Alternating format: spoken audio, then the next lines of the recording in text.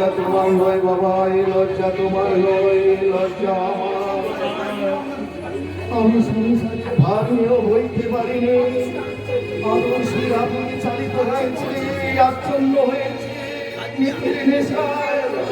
তাই তো আমার ভাইকে পরের ঘরে ফ্যান চাইতে হয়, আর বাবাকে খেতে হয় ছেলের মুখের ডাল। এ লজ্জা শুধু আমার, এ লজ্জা শুধু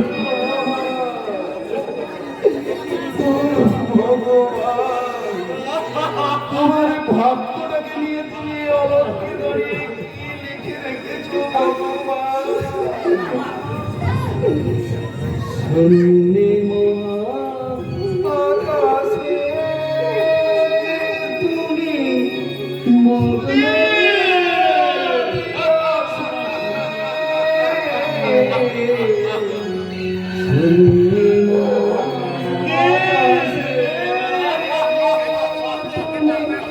মগ্ন